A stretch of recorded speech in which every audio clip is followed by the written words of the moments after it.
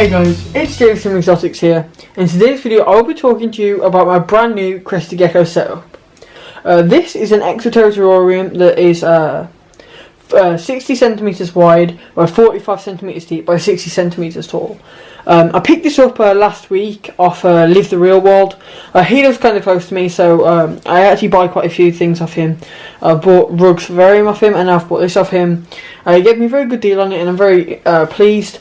And it's a great sized terrarium for a Crested Gecko. It's actually big enough for 2 adults, many people say, but currently I've only got one kind of juvenile Crested Gecko in here. I thought it was best to put in this enclosure because the other one I had was only a 30 centimeter cube, and that was really small, so I wanted to move her out as soon as possible. She didn't need to go into something this big, but I just thought I'd go straight for her adult enclosure, so I went and picked this up.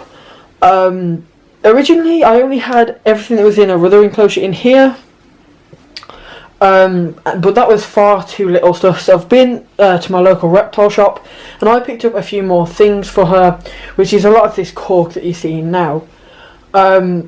This enclosure wasn't very expensive, to be honest, as Crested Gecko's care is very low.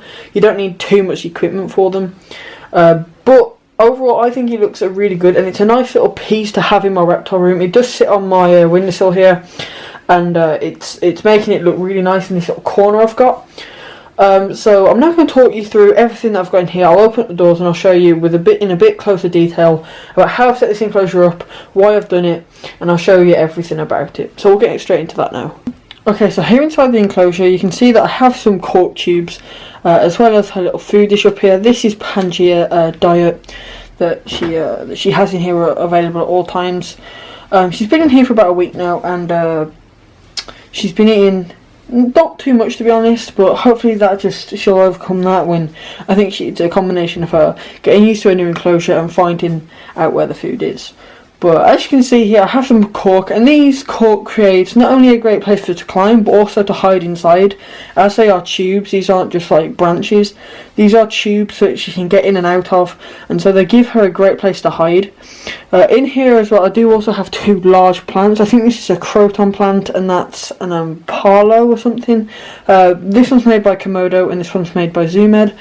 These also serve 2 purposes. They give her some cover if she wants to hide behind them. They also hold water droplets, which they will drink off, and she gets sprayed 2 to 3 times a day. To be honest, it's really whenever I'm in here, and I just have this water bottle that used to hold some disinfectant, but I've washed it out, and I'm using this for the Crested Gecko because apart from the power sprayer, which I used on the chameleon, is a lot stronger. So I don't like using it in this enclosure because it's a bit too powerful for it. So I just like to get this spray bottle, and it's a lot more delicate a spray. It's a lot finer, more of a mist.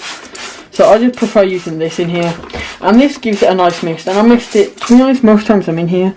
So I'm in here about 7-8 times a day doing different things, and I'll mist it about half of those times. So she gets about 3 or 4 mists a day, so it's not really a problem. So looking over this side of the enclosure, you can see she has another cork bark here, and once again this is just another place for her to hide, another place for her to climb, and it just gives her a little bit more space.